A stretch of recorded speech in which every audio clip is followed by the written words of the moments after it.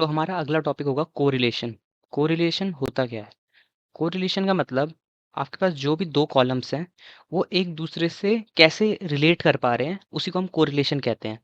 इसको और अच्छे से समझने के लिए हम देखेंगे यहाँ पे हमने जो हमारा data dot C S V था जिसमें टाइटैनिक का डेटा सेट था, उसको यहाँ पे रीड किया है, प्रिंट किया उसको। ठीक है, बट कोरिलेशन के लिए आपका ऐसे कंडीशन है कि आपके जितने भी कॉलम होने चाहिए ना वो सारे न्यूमेरिकल फॉर्मेट में होने चाहिए।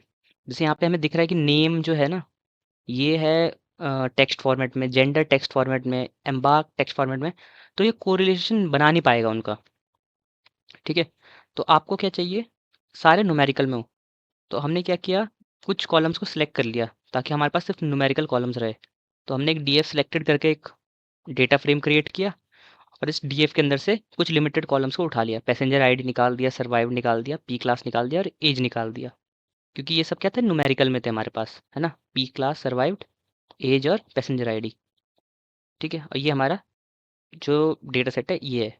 अब कोरिलेशन निकालने के लिए क्या करना है, तो हम कोई वेरिएबल लेते हैं, सी ओ आर आर ले लेते हैं, और उसके अंदर पहले डेटा फ्रेम का नाम पास करेंगे, D F selected dot core. Method का नाम ही डॉट कोर है। ठीक है, कोर यानी कोरिलेशन। अब मैं कोर को रन करते हैं, अब कोर को प्रिंट कर लेते हैं।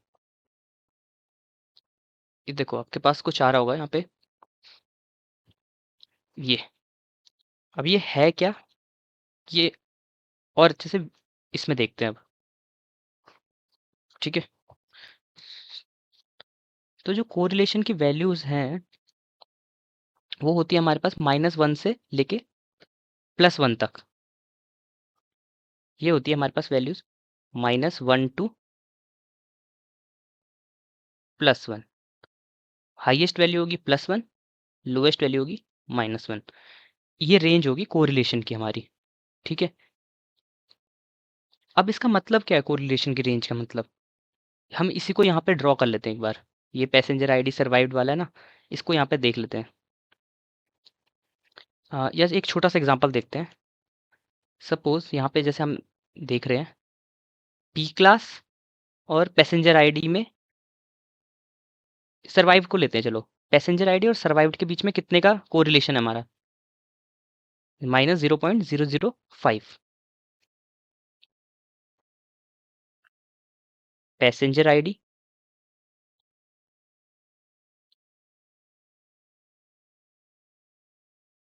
और सर्वाइव्ड के बीच में कितने का हमारे पास? -0.005। पैसेंजर आईडी और सर्वाइव्ड के बीच का ये कोरिलेशन। ठीक है, अब इसका मतलब क्या है? माइनस प्लस, इनका मतलब क्या है? ठीक है, इनका मतलब ये है कि जितना आपका कोरिलेशन नेगेटिव के करीब जाएगा, -1 के करीब जाएगा, तो उसमें क्या होगा कि हमारे पास सपोज एक वैल्यू ये है, वैल्यू 1, एक वैल्यू ये है, वैल्यू 2। अभी के लिए इन वैल्यू को ये समझ लो आपके कॉलम के नेम है। सपोज लो वैल्यू 1 आपकी पैसेंजर आईडी है, वैल्यू 2 आपका सर्वाइव्ड है। तो अगर ये नेगेटिव के करीब जाएगा, नेगेटिव का मतलब क्या होगा कि अगर वैल्यू 1 बढ़ रही है, इंक्रीज हो रही है, तो वैल्यू 2 घटेगी, जितना -1 के करीब होगा। ठीक है, अगर वैल्यू 1 घट रही है तो वैल्यू 2 बढ़ेगी। ठीक है, बट अगर जितना ये पॉजिटिव के करीब जाएगा, +1 के करीब जाएगा जितना ये, यहाँ तो हमने देखा -1 का, अब +1 का देखते हैं। +1 में क्या होगा कि अगर वैल्यू 1 बढ़ रही है तो वैल्यू 2 भी उतनी ही बढ़ेगी, और अगर वैल्यू 2 बढ़ रही है तो वैल्यू 1 भी बढ़ेगी। एक तरह से मान लो से ये होते हैं डायरेक्टली प्रोपोर्शनल, अगर आपने मैथ्स में पढ़ा होगा। और ये होगा इनडायरेक्टली, इनडायरेक्टली या इनवर्सली। ठीक है, अब एक चीज होगी कि जीरो के करीब कितना जाएगा। अगर जो जीरो के करीब जा रहा है ना जितना, उतना मतलब हमारे लिए वो ये हो रहा है कि अगर एक वैल्यू बढ़ रही है तो दूसरे वैल्यू पे कोई इफेक्ट आ नहीं रहा। जीरो के करीब जितना जाएगा यानी no effect on each other. ठीक है? मतलब अगर वैल्यू 1 बढ़ भी रही है तो वैल्यू 2 को ज़्यादा फ़र्क नहीं पता चल रहा है। अब जैसे ये -0.005 है, ये हमें किसके करीब लग रही है? ये 0 के करीब लग रही है ना? जो कि सही भी है। जैसे आपकी पैसेंजर आईडी है, पैसेंजर आईडी, एक जो आपने पैसेंजर को आईडी असाइन की है और जो उसके सर्वाइवल के चांस, इसमें कोई रिलेशन है आपका? कोई सेंस बन रहा है इस चीज़ का कि अगर पैसेंजर आईडी की मदद से हमें पता चल रहा है कि कोई मरने वाला है, नहीं मरने वाला? कुछ पता चल रहा है? इससे कुछ वो नहीं हो रहा हमारा, ठीक है? तो मतलब आपको रिलेशन बताता है ये। और अच्छे से एग्ज़ाम्पल ले सकते हैं हम, जैसे हमने जो रिलेशन निकाले हैं, सर्वाइव्ड के साथ देखते हैं रिलेशन। सर्वाइव्ड के साथ तो 1 रिलेशन होगा, ठीक है? ये अपने के साथ 1 रहता है हमेशा रिलेशन। अब देखते हैं कि सर्वाइव्ड और पी क्लास का क्या रिलेशन है। सर्वाइव्ड और पी क्लास का है -0.33, माइनस 0 पॉइंट सर्वाइव्ड और पी क्लास का 33। ये है तो सही 0 के करीब, लेकिन ये थोड़ा माइनस के करीब भी है। तो इसका मतलब ये है कि जब सर्वाइव्ड पी क्लास की वैल्यूज़ बढ़ रही हैं, जैसे पी क्लास 1 में जा रहा है, तो सर्वाइव्ड की वैल्यू घट रही है। क्योंकि सबसे ज़्यादा डेथ किस में हुई थी? पी क्लास 1 में, ठीक है? ये हम देखेंगे अभी ग्राफ वगैरह में। तो यही डिटरमाइन कर रहा है कि अगर ये बढ़ रहा है तो ये घटेगा, ये घट रहा है तो ये बढ़ेगा। ये ऐसे डिटरमाइन कर सकते हो कि अगर -1 के करीब है और +1 के करीब है तो अच्छा रिलेशनशिप है, गुड रिलेशनशिप है, लेकिन अगर 0 के करीब है तो बैड रिलेशनशिप है। इससे फ़ायदा क्या होता है कोरिलेशन से? कोरिलेशन का सबसे मेन मोटिव है हमारा फीचर सिलेक्शन। फीचर फीचर ही को आप कॉलम भी बोलते हो, या जो भी अपने आप, ठीक है? सिलेक्शन, ये अभी हम और डिटेल में पढ़ेंगे फीचर इंजीनियरिंग में जब। इसमें है क्या कि जो भी हमारे पास बैड रिलेशनशिप वाले कॉलम्स होंगे ना, उनको हम कर देते हैं ड्रॉप बैड रिलेशनशिप वाले। क्यों? क्योंकि वो हमारे लिए नो यूज़ है। कि जब वो कुछ इफ़ेक्ट ही नहीं डाल रहे हमारे मेन कॉलम्स में, तो उनको यूज़ क्यों करना है? लेकिन जो नेगेटिव और पॉजिटिव रिलेशन वाले हैं, जो अच्छा खासा रिलेशन दे रहे हैं, वो हमारे यूज़ के हैं, ठीक है? कोरिलेशन का आपका मेन ये फ़ायदा है फीचर सिलेक्शन के अंदर।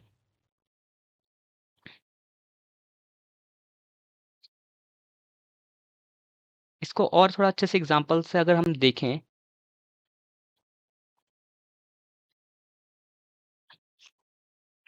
तो हम ये देख सकते हैं, सपोज़ हमारे पास एक डेटा सेट है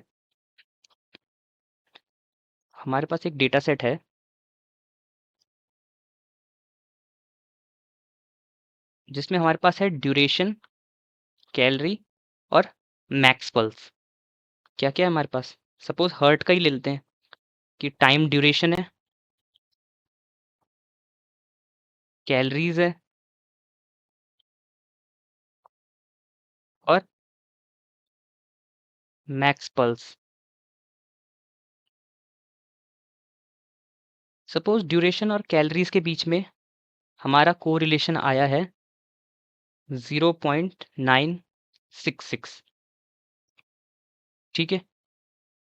और वहीं ड्यूरेशन और मैक्स पल्स के बीच में हमारा रिलेशन आया है 0.009। तो इसमें आप ये देख सकते हो कि हमारे पास बहुत अच्छा पॉजिटिव रिलेशन है, जबकि ये हमारे पास क्या है, एक बैड रिलेशन है, क्योंकि 0 के करीब है ना, जो कि सही भी है। जितना ड्यूरेशन आप वर्कआउट करोगे, उतनी आपकी कैलोरी बर्न होगी। यानी आप अगर ड्यूरेशन को बढ़ा रहे हो, तो आपका कैलोरी बर्न भी बढ़ रहा है। बट ड्यूरेशन और पल्स, मैक्स पल्स में आपका कुछ वो नहीं है। मैक्स पल्स हर बंदे की फिक्स रहती है ना? चाहे आप कितना भी बढ़ा लो, पल्स रेट अलग चीज़ है। हमने क्या लिखा है? Max pulse rate. Max pulse rate तो फिक्स रहती है ना हमारी। या मैक्स हार्ट रेट ले लो। मैक्स हार्ट रेट कितनी होती है? जनरली 120 ऐसी जाती है, एक्सरसाइज के साथ बढ़ती रहती है।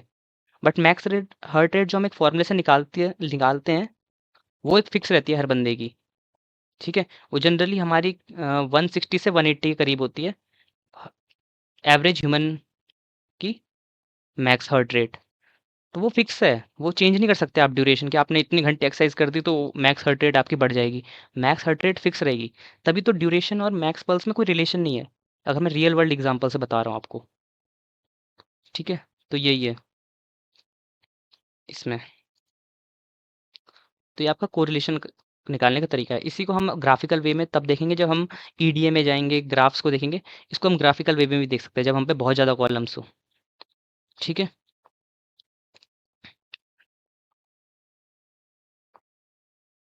जनरली जो अच्छा कोरिलेशन माना जाता है वो -0.7 के बाद और +0.7 के बाद। ओके। अच्छा रिलेशन जो माना जाता है वो होता है 0.7 से ज़्यादा हो जब, या फिर -0.7 के ज़्यादा हो। -0.7, -0.8, 0.9, या +0.7, +0.8, +0.9। अब अगला टॉपिक होगा हमारा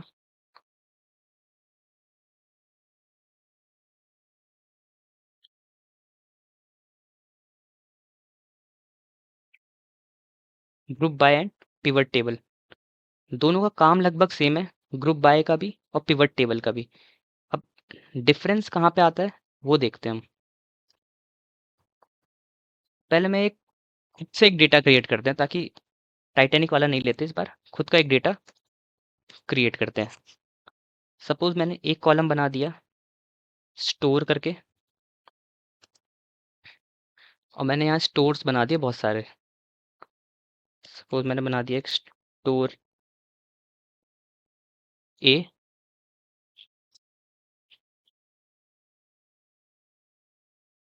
वापस मैंने स्टोर ए की वैल्यू डाल दी। दो स्टोर हैं हमारे। उसके बाद स्टोर बी, दो स्टोर बी है हमारे। उसके बाद एक डाल दिया स्टोर सी, और एक और डाल दिया स्टोर सी। ये आपका एक कॉलम क्रिएट हो गया। अगला कॉलम बनाते हैं हम प्रोडक्ट करके।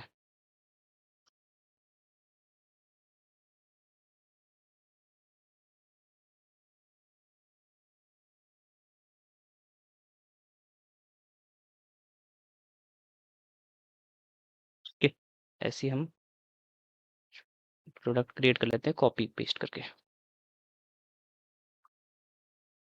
ओके, और ये हमने बना दिया सेल्स करके एक कॉलम, ताकि हम इनकी सेल्स बता पाएँ।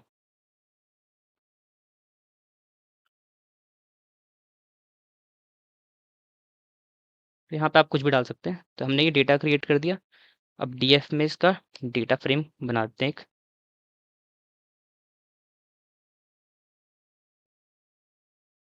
ओके, और डीएफ डॉट हेड। तो ये आपका डेटा बन चुका है। ठीक है, तो एक बार हम ग्रुप बाय का यूज़ करेंगे, एक बार हम पिवट टेबल का यूज़ करेंगे। शुरुआत हम ग्रुप बाय से करते हैं, फिर मैं उसके बाद बताऊंगा कि कब किसको यूज़ करना है। ग्रुप बाय का पहले इसको एक वेरिएबल में स्टोर कर लेते हैं। सपोज मुझे ग्रुप क्रिएट करने हैं कि मैं चाहता हूँ, और हमेशा याद रखना ग्रुप बाय हमेशा एक फंक्शन से फॉलो होगा। अब वो कैसा फंक्शन बोल रहा हूँ मैं, अब देखना। ग्रुप बाय और पिवट टेबल दोनों में एक ना एक फंक्शन लगेगा। डीएफ डॉट ग्रुप बाय, इस पे ग्रुप बाय लगाना है, वो डीएफ पे लगाना है। डीएफ डॉट ग्रुप बाय लिख दिया, इसके अंदर स्टोर कर रहे हैं हम ग्रुप के अंदर। उसके बाद आप इसके अंदर पास करोगे किस कॉलम के उसमें चाहिए आपको ग्रुपिंग। तो मुझे चाहिए स्टोर के हिसाब से ग्रुप करो। और क्या फंक्शन लगाना है, डॉट, वापस एक डॉट लिखोगे, क्या फंक्शन लगाना है। मेरे को सम चाहिए, तो ये देखना ये क्या करेगा।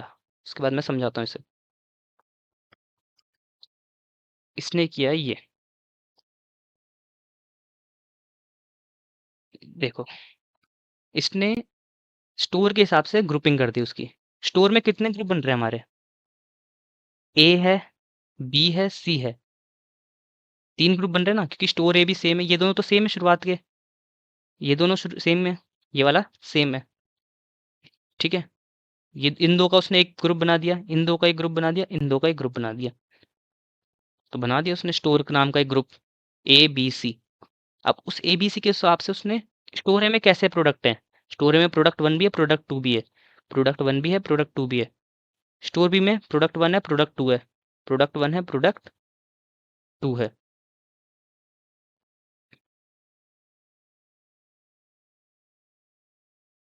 ओके, यहाँ पे आई थिंक हमने हेड करा है ना, तो इसलिए वो पूरे नहीं दिखा रहा। अब दिखाएगा वो पूरे। ठीक है, स्टोर सी भी है क्योंकि दो है ना स्टोर सी। स्टोर सी में भी प्रोडक्ट वन है, प्रोडक्ट टू है। स्टोर सी में प्रोडक्ट वन, प्रोडक्ट टू है। उसने उसके बाद इनको सम कर दिया। उसके बाद इसने कर दिया सम, सेल्स में इसने कर दिया सम। क्योंकि देखो यहाँ क्या हुआ है, प्रोडक्ट वन की 100 सेल हुई है, प्रोडक्ट टू की 150 सेल हुई है स्टोर ए में, तो इसने उन दोनों का सम कर दिया। 100 प्लस 150 250। स्टोर बी में 200 प्लस 250 450। स्टोर सी में 300 प्लस 350।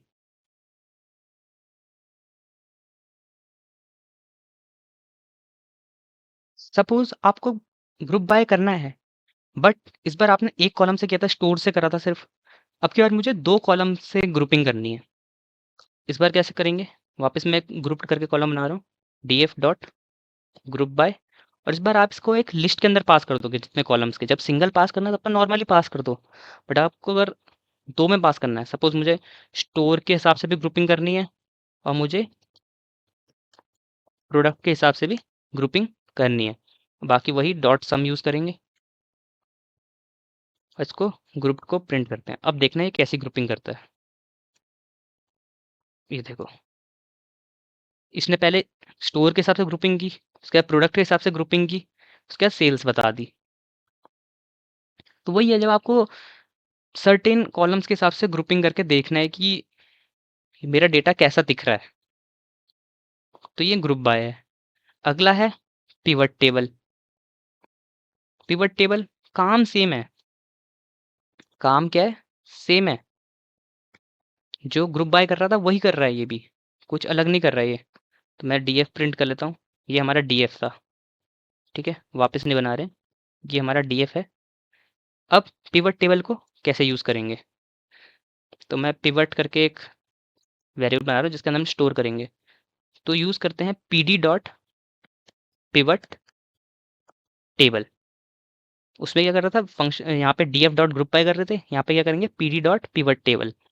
सबसे पहला आप किस पैरामीटर पास करोगे, किस डेटा फ्रेम पे लगाना है, डीएफ पे लगाना है, डीएफ कॉमा। उसके बाद आप डालोगे वैल्यूज। वैल्यूज की किसकी आपको वैल्यूज निकालनी है, हमें सेल्स की वैल्यूज निकालनी है ना।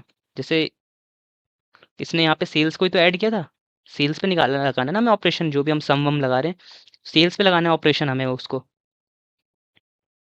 उसके बाद इंडेक्स क्या रखनी है आपको, मतलब किसके हिसाब से ग्रुपिंग करनी है, हमें स्टोर के हिसाब से ग्रुपिंग करनी है। उसके बाद आपको ये बताना है कि एजीजी फंक्शन, एग्रीगेशन फंक्शन कौन सा लगाना है आपको। तो हमें लगाना है सम, समेशन कर रहे हैं ना हम। रन हो गया, पिवट को रन करेंगे।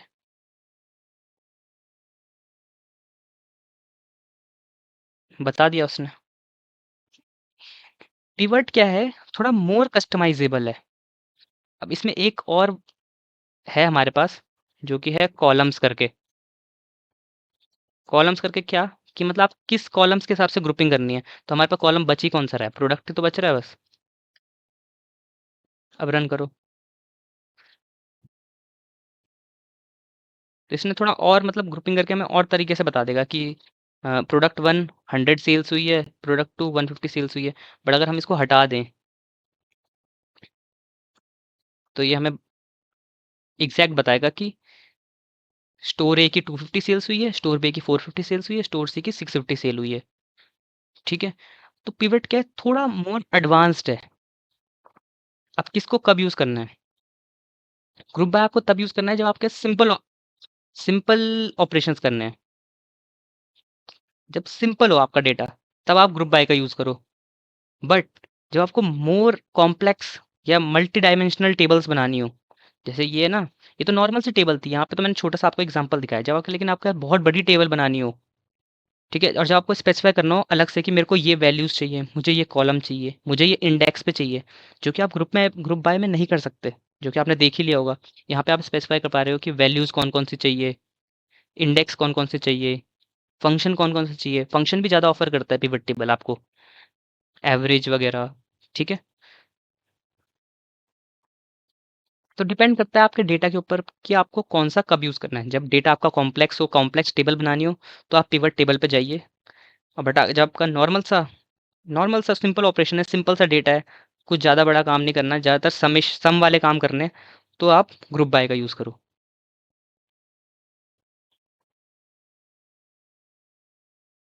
अब अगली चीज़ है हमारे पास, डेटा सेट्स को मर्ज करना। ओके, सो हमारा अगला टॉपिक होगा मर्जिंग डेटा सेट्स, कि डेटा सेट्स को आप मर्ज कैसे करते हो। बट आपने मर्ज से रिलेटेड पहले ऑलरेडी पढ़ा होगा एक ज्वाइन करके। ज्वाइन हम ऑलरेडी पढ़ चुके हैं, कॉनकैट करके जैसे हम करते हैं, ठीक है। तो दोनों में फ़र्क क्या है, मर्ज और ज्वाइन में?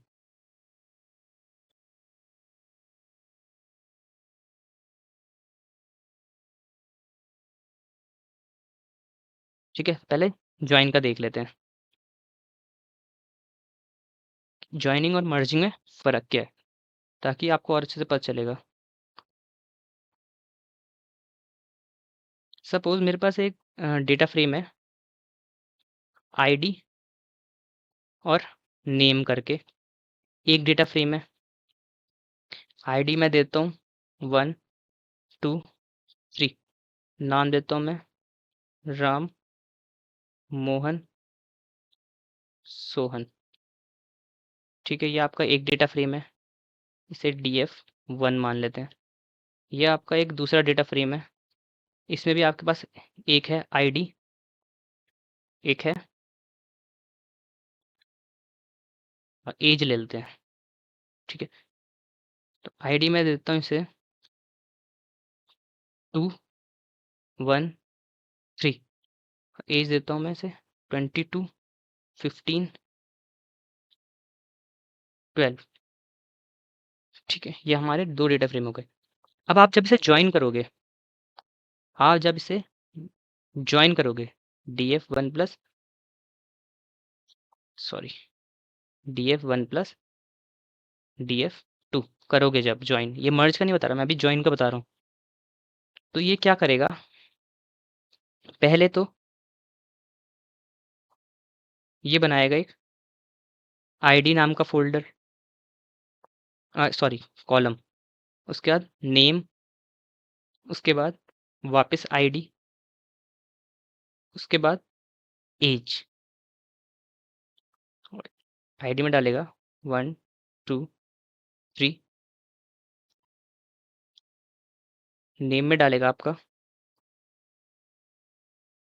राम मोहन सोहन, इसमें डालेगा 2 1 3, और इसमें डालेगा आपका 22 15 12।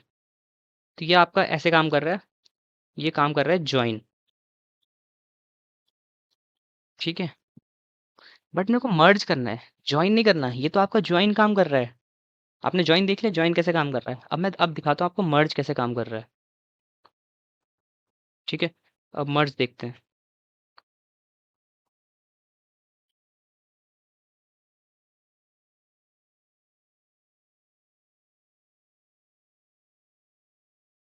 ठीक है। अब ज्वाइन नहीं देख रहे, अब हम देख रहे हैं मर्ज। मर्ज क्या करेगा, मर्ज में आपको एक पैरामीटर मिलता है ऑन करके, जिसमें आप स्पेसिफाई कर सकते हो किस कॉलम के ऊपर मर्ज करना है। तो मैं डालूंगा वहाँ पे आईडी डाल रहा हूँ सपोज मैं। एक और पैरामीटर तो है हाउ करके, उसके बारे में हम डिटेल में डिस्कस करेंगे वो कैसे काम करता है। अभी के लिए लेते हैं कि हाउ में बाय डिफ़ॉल्ट वैल्यू है जो भी है उसकी, ठीक है। और हम इसे मर्ज कर रहे हैं df1 और df2 को।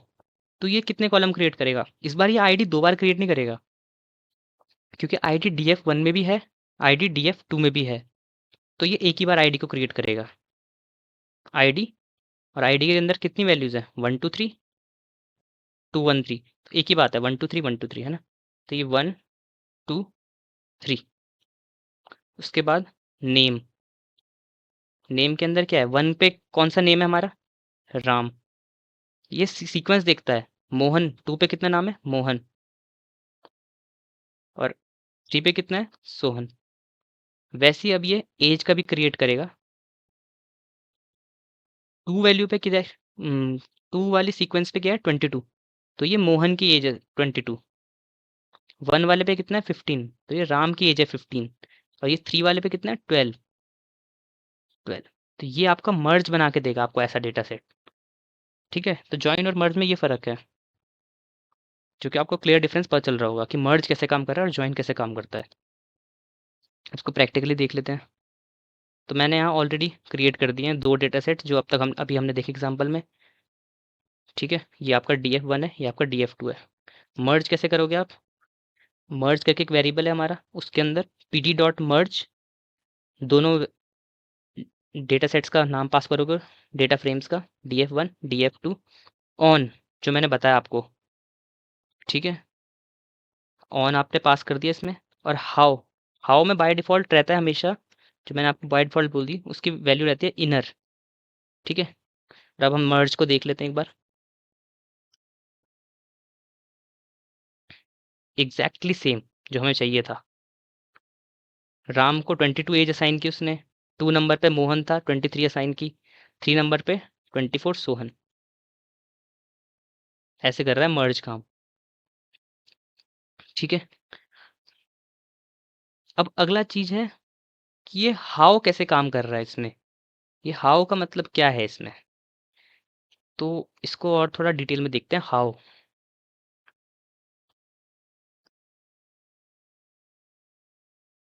तो जो हाउ पैरामीटर है वो काम कैसे कर रहा है। ठीक है, इसके अंदर आप जनरली 4 टाइप की वैल्यूज डाल सकते हो। पहला, जो हम देख चुके हैं, डिफॉल्ट वैल्यू इनर। ये क्या करता है इनर,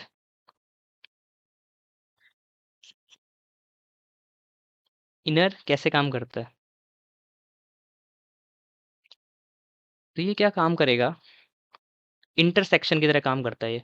जैसे हमने सेट वाले वीडियोस में हम पढ़ चुके हैं इंटरसेक्शन,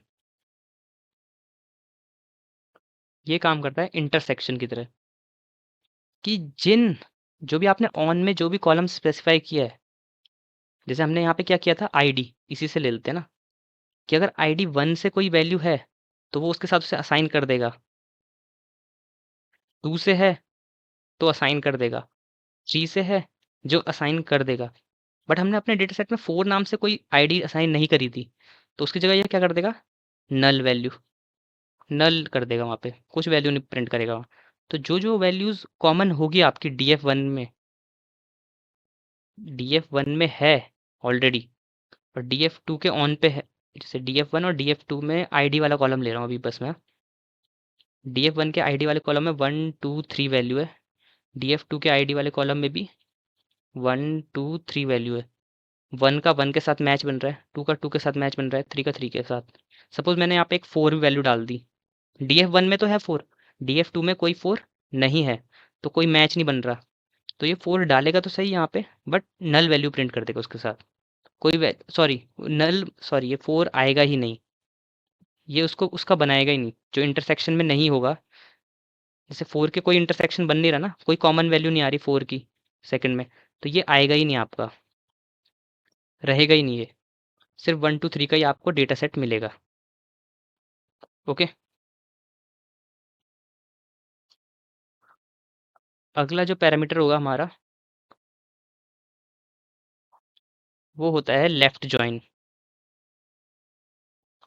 लेफ्ट जॉइन। इसको आप वहाँ पे लिख सकते हो, लेफ्ट करके डाल सकते हो, हाउ में आपको जैसे इनर डाला था, यहाँ पे आप लेफ्ट डाल सकते हो। अब देखो ये कैसे काम करेगा, सेम यहाँ पे भी df1 लेते हैं और df2 आईडी वाला कॉलम ही ले रहे हैं। ठीक है, यहाँ पे भी आईडी, यहाँ पे भी आईडी, 1 2 3, 1 2 3 4। लेफ्ट से समझना, लेफ्ट वाला डेटा सेट कौन सा हमारा, df1 है, लेफ्ट डेटा सेट कौन सा हमारा, df1। तो आपने जब ये कर दिया ना, तो ये क्या करता है कि जितनी भी लेफ्ट वाले डेटा सेट में आपकी कीज़ हैं, कीज़ में तो मैं आईडी वाले को कॉलम को कीज़ बोल रहा हूँ, ये आपकी कीज़ है। जो भी ऑन के साथ आप डालते हो ना, उन्हें कीज़ बोला जाता है, ठीक है? जो भी लेफ्ट वाले में है आपकी कीज़, अगर उनका मैचिंग वैल्यू है, जैसे 1 का मैचिंग वैल्यू है, 2 का है, 3 का है, तो ये तो आ जाएगा। 1 1 के साथ जो भी आपके नेम और एज थी, जैसे राम 25 आ गया। 2 के साथ भी है आपका कि सोहन 32 आ गया सपोज़। 3 के साथ भी आपका मैच है वहाँ पे, दोनों कॉलम्स में। क्योंकि इसमें क्या थी हमारे पास आईडी नेम था, दूसरे वाले में क्या था? ID as.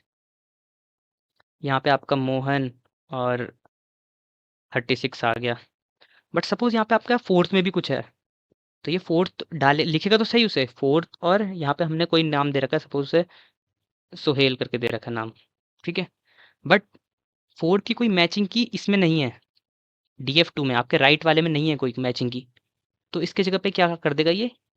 नैन, यानी नल वैल्यू भर देगा, ठीक है? ये लेफ्ट जॉइन आपका ऐसे काम करता है। इनर क्या कर रहा था? इनर तो इसको डाल ही नहीं रहा था, 4th वाले को डाल ही नहीं रहा था, पूरा ही नहीं डाल रहा था। मतलब 3 तक ही आपका डेटा सेट बना रहा था। बट लेफ्ट जॉइन क्या करेगा? 4th को डालेगा तो सही, बट जो जहाँ पे मिसिंग वैल्यू है आपकी, क्योंकि इसकी आपने एज तो है ही नहीं कोई ना, क्योंकि 4th की तो यहाँ है ही नहीं, तो यहाँ पे नैन डाल देगा वो, ठीक है? तो फोर्थ लेफ्ट जॉइन ऐसे काम करता है। सेम ऐसी है राइट जॉइन। राइट जॉइन क्या करेगा? लेफ्ट जॉइन का उल्टा काम करेगा कि DF2 में जो कॉमन होंगी, इसी को आप इन्वर्स कर दो लेफ्ट जॉइन का, तो आपका राइट जॉइन बन जाएगा। इसको अगर देखना है तो देख सकते हैं हम यहाँ पे। तो हमारा थर्ड टाइप का होगा राइट जॉइन। वापस मैं देख लेता हूँ यहाँ पे DF1। तो DF1 में हमारे पास 1 2 3 है, यहाँ DF2 1 2 3, और सपोज इस बार DF2 के साइड हमारे पास 4 है, और 4 की कोई मैचिंग की हमारे पास DF1 में नहीं है इस बार। तो क्या बनाएगा ये? 1 के साथ जो भी इसने नेम दिया था, क्या दिया था नेम यहाँ पे, क्योंकि इस बार DF1 में क्या था हमारे पास? आईडी और नेम, और इसमें क्या था DF2 में? आईडी और एज, है ना? तो नेम है तो राम और 22, सोहन 35, थर्ड मोहन 36। ये 3 तक तो ठीक है, क्योंकि तीनों की क्या है? मैचिंग की है। 4th वाले में अब राइट जॉइन है, ये क्या करेगा? आईडी तो दोनों में है कॉमन, तो आईडी तो आएगी 4th, बट DF1 है इस बार, तो DF1 में नहीं है हमारे पास वो वैल्यू नेम की, तो यहाँ पे आ जाएगा नैन इस बार। और 4th की तो वैल्यू है एज की हमारी, सपोज यहाँ पे 42 मान लेते हैं, 42 वैल्यू है हमारे पास, क्योंकि 4th की प्रेजेंट है, बट इसमें प्रेजेंट नहीं है DF1 में, तो यहाँ पे नैन आ जाएगा इस बार। सेम उसका उल्टा काम कर रहा है लेफ्ट जॉइन का। अगला है हमारे पास, जो चौथा टाइप है हमारे पास, वो है आउटर जॉइन। आउटर जॉइन कैसे काम करेगा? दोनों कीज को रखेगा वो। सपोज ये हमारा DF1 है, ये हमारा DF2 है। यहाँ पे हमारे पास 1 2 3 है, 1 2 3 है। 3 की तो मैचिंग कीज है हमारे पास 1 2 3 की। सपोज यहाँ 4 है और यहाँ 5 है। 4 की मैचिंग की DF2 में नहीं है, 5 की मैचिंग की DF1 में नहीं है। तो हमारा जो बनेगा वो कैसे बनेगा? डलेंगे सारे 1 2 3 4 5, पांचों के पांचों। नेम किस में होंगे? बस शुरुआत के 3 में या 4 में, क्योंकि नेम वाला तो होगा ना इसमें, चारों में होगा। तो सपोज नाम डालते हैं राम, सोहन, मोहन, अभी 3 तक डालता हूँ, ये कुछ भी एज डाल दी, क्योंकि इन तीनों की शुरुआत के तीनों की तो मैचिंग कीज हैं दोनों में ही, तो ये तो परफेक्ट काम करेंगे जैसे कर ही रहे थे अब तक, है ना? इनमें कोई दिक्कत नहीं है। बट अब 4th की मैचिंग की DF2 के अंदर नहीं है। फोर्थ में क्या था हमारे पास? आईडी और नेम। तो यानी नेम तो होगा यहाँ, तो नेम हम कुछ भी डालते हैं, सोहेल डाल लेते हैं। बट और इसमें क्या थी? आईडी और एज। एज नहीं है, क्योंकि एज नहीं है तो एज की जगह पे क्या कर देगा ये? नैन। अब फिफ्थ में देखते हैं, फिफ्थ में क्या है? नेम नहीं है हमारे पास, तो नेम की जगह पे नैन, और एज है हमारे पास सपोज 42 है यहाँ पे। तो ऐसे एक तरह से मान लो लेफ्ट जॉइन और राइट जॉइन का मिक्सचर को आउटर जॉइन बोलते हैं। ठीक है, तो जॉइन ऐसे काम करते हैं।